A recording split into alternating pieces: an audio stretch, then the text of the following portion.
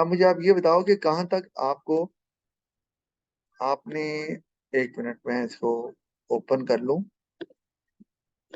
जी, यहाँ कहाँ तक आपको समझ आई थी या कहाँ तक आपने आप सुन सकी थी? सर वो कैश समझ आ गया था, फिर जो चेक वाला है वो वहां से नहीं समझ आई।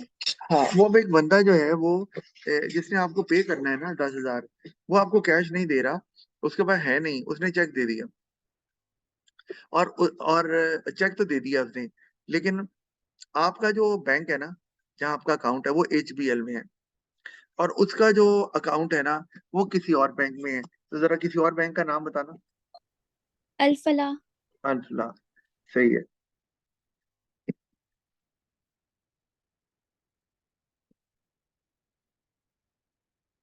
अल्फला है। अब होगा ये कि वो जो आपको चेक लिख के देगा मिस्टर एक्स, वो कौन से बैंक का होगा? अल्फला। अल्फला। और जब आपको चेक मिलेगा 10,000 का, तो आप वो लेकर कौन से बैंक में जाओगी? एचबीएल। एचबीएल। तो जब आप एचबीएल चेक लेकर चली गई, तो एचबीएल को चेक मिल गया, ओके फाइन। लेकिन एचबीएल के पास उस बंदे का अकाउंट नहीं है। एचबीएल को अब क्या करना है? एचबीएल को करनी है वेरिफिकेशन,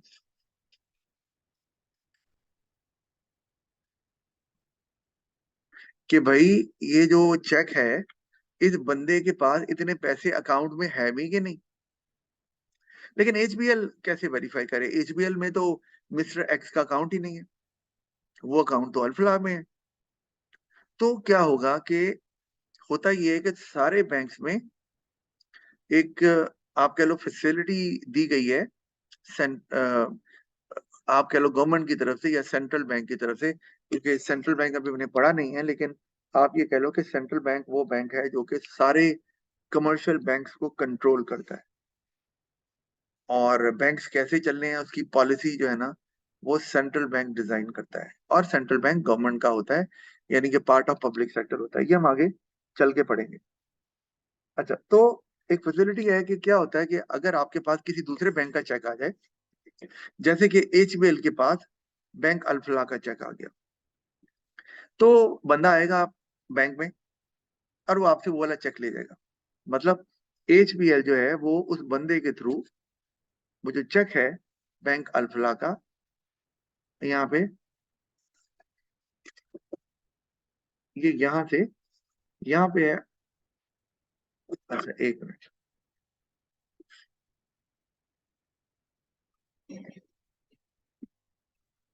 अच्छा, यहीं पे हम बना लेते हैं।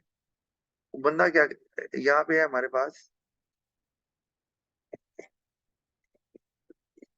अल्फला, और यहाँ पर है हमारे पास एचबीएल। तो आपके पास चेक आ गया बैंक अल्फला, यानी कि एचबीएल के पास आपने जमा करवा दिया। एचबीएल क्या करेगा? इसको भिजवाएगा बैंक अल्फला, वो जो चेक है। और क्यों भिजवाएगा? क्योंकि आपको जैसे मैंने पहले बताया, उन्होंने चेक को वेरीफाई करना है कि क्या आया, कि जो जिस बंदे ने चेक दिया है उसके पास इतनी अमाउंट है भी कि नहीं। क्योंकि एचबीएल में उसका अकाउंट नहीं है, तो एचबीएल वहां भेजेगा जहां उसका अकाउंट है। तो जो अल्फला है वो प्रोसेस करेगा, ठीक है, यहाँ पे प्रोसेस करेगा कि भाई वाकई इस बंदे के पास इतने पैसे हैं। Processing and confirmation.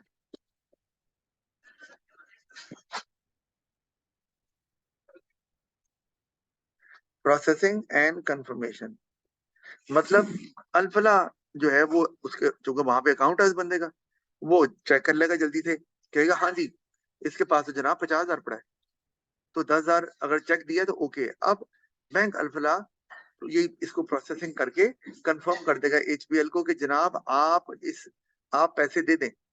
किसको पैसे देने? एचबीएल ने। एचबीएल ने क्या करना है? किसको देने हैं पैसे? सर मुझे। हाँ जी, बिल्कुल आपको ही देने हैं। तो एचबीएल आपके जो अकाउंट खुला हुआ है सकीना के नाम से, उसमें 10,000 रुपये डाल देगा, ट्रांसफर कर देगा, क्योंकि अल्फला की तरफ से कंफर्मेशन हो गई। और बाद में इन दोनों के कंफर्मेशन तो हो गई, जो अल्फला और एचबीएल है, इनके दरमियान ये होगा कि वो जो 10,000 रुपीज हैं वो अल्फला से एचबीएल में ट्रांसफर कर दिए जाएंगे, जिसमें जिससे ये पता चलेगा कि सकीना का जो एचबीएल में अकाउंट है उसमें 10,000 रुपए ज्यादा हो गए, और जो मिस्टर एक्स थे जिनका अल्फला में अकाउंट था उनके अकाउंट में 10,000 कम हो गए, क्योंकि अल्फला ने जब कंफर्म कर दिया कि जनाब ये ठीक है, इस बंदे के पास पैसे हैं, तो एचबीएल ने आपको पे कर दिया, वो यानी कि आपके अकाउंट में पैसे डाल दिए, इस तरह कह लें आप। और अपने अकाउंट से अल्फला ने आपके यानी कि मिस्टर एक्स के अकाउंट से वो 10,000 रुपए सकीना के अकाउंट में एचबीएल में डाल दिए। समझ आ रही बात की? यस। अच्छा, इस पूरे प्रोसेस का नाम ये इसका नाम होता है क्लियरिंग। इस पूरे प्रोसेस का नाम है क्लियरिंग। ये आपको मैंने ओहो, क्लियरिंग ये ऐसे करते हैं कि हम कहते हैं चेक क्लियर हो गया। अच्छा, कभी ऐसे भी होता है अल्फला गया और पता चला जनाब इतनी तो पैसे ही नहीं पड़े हुए अकाउंट में इतने पैसे ही नहीं पड़े हुए, तो प्रोसेसिंग होती है और रिजेक्शन आ जाती है कि जनाब इस बंदे के बैंक में इतने पैसे नहीं हैं।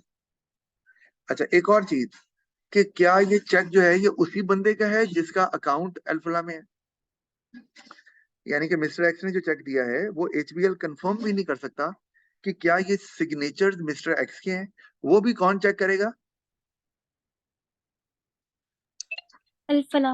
अल्फला, क्योंकि अकाउंट वहां है। और जब हम अकाउंट खुलवाते हैं ना तो हमें हमसे 3 से 4 जगह पर सिग्नेचर करवाते हैं बैंक वाले, और वो अपने रिकॉर्ड में रखते हैं उसको। तो बैंक अल्फला ही कंफर्म करेगा।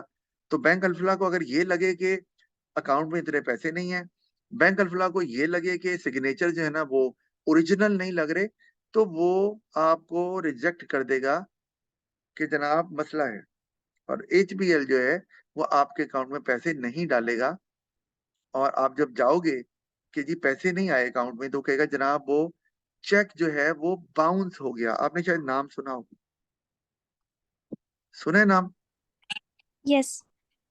तो ये चेक बाउंस हो गया मतलब रिजेक्ट हो गया, पैसे नहीं आए किसी वजह से।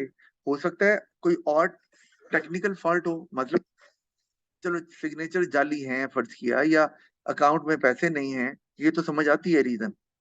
एक ये कि आपने जो डेट लिखी वो डेट सही नहीं डाली, मतलब डेट आज है जैसे कि क्या है, आज 8 फरवरी है, तो आपने 10 फरवरी डाल दी, तो 10 फरवरी तो अभी आई नहीं हुई, तो आपका चेक कैसे कैश हो सकता है? वो नहीं हो सकता।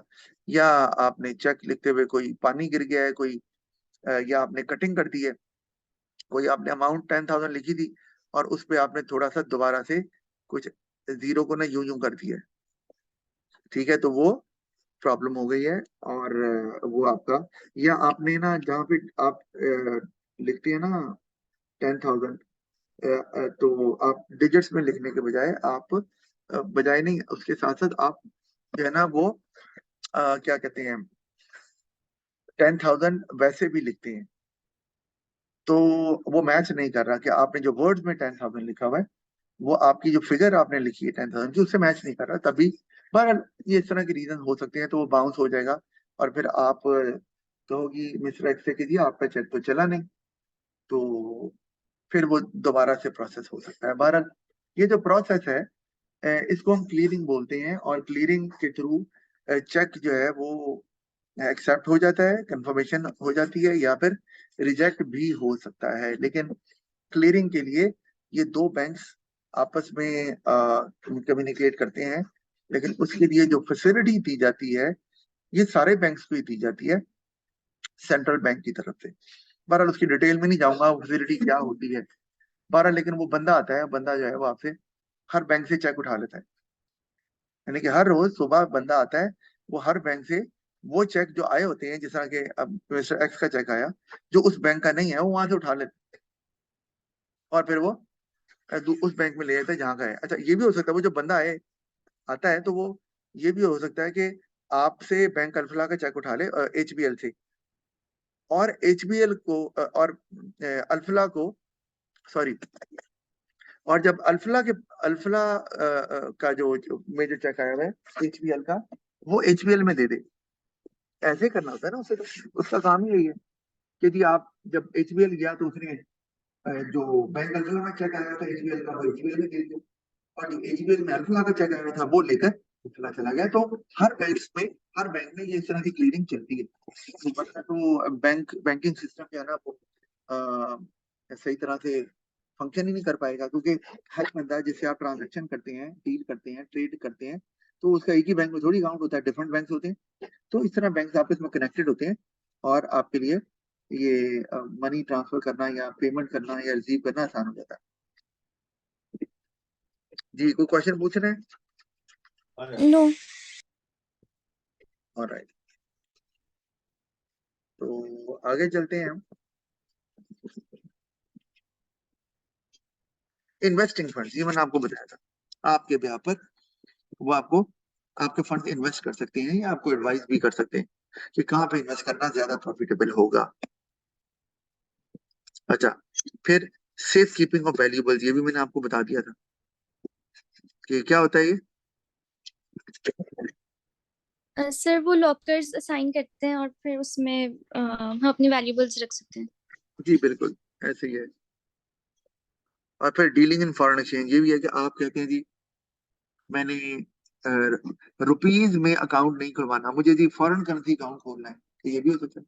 मैंने ये डॉलर का अकाउंट खुलवाना है, मैंने जी पाउंड का अकाउंट खुलवाना है, तो आप खुलवा सकते हैं। यानी कि वो ये भी कर सकते हैं आपके लिए कि आपने अगर फॉरेन एक्सचेंज में डील करना है, अकाउंट रखना है, तो आप वो भी कर सकते हैं। यानी कि बात करता आपको पेमेंट जो है वो फॉरेन करेंसी में आ रही होती है, और आपने फॉरेन करेंसी का अकाउंट खुलवाना है, क्योंकि ये तो नहीं हो सकता ना कि एक अकाउंट है उसमें रुपये भी आ रहे हैं, उसी में फॉरेन करेंसी भी आ रही है, तो वो कैसे हिसाब रखेंगे, टोटल कैसे करेंगे कि डॉलर को रुपये में जमा, क्या डॉलर को रुपये में जमा कर सकते हैं? No sir. और वैसे भी डॉलर का रेट तो चेंज होता रहता है, पर हाँ एक्सचेंज रेट हमने पढ़ा हुआ है इकोनॉमिक्स में, है ना। सर बिजनेस में पढ़ा था। हाँ हाँ हाँ, बिजनेस में थोड़ा सा पढ़ा था, बिल्कुल बिल्कुल। इकोनॉमिक्स में अभी हमने पढ़ना है डिटेल में, तो उस पर बार मैं एक्सचेंज रेट पे भी बात नहीं करता। तो अच्छा, अब हमारा आगे आ गया करंट अकाउंट और सेविंग अकाउंट, जिसका डिफरेंस हमने देखना है, लेकिन ये हम आज नहीं देखेंगे, इसको हम अगली क्लास के लिए रख लेते हैं। आपका अभी तक काम मैंने आपको, मैं वीकेंड पे आपका काम भेज दूंगा, क्योंकि अभी तो ये फिलहाल चैप्टर चल रहा है। तो see you in the okay next sir. Class. खुदा हाफिज।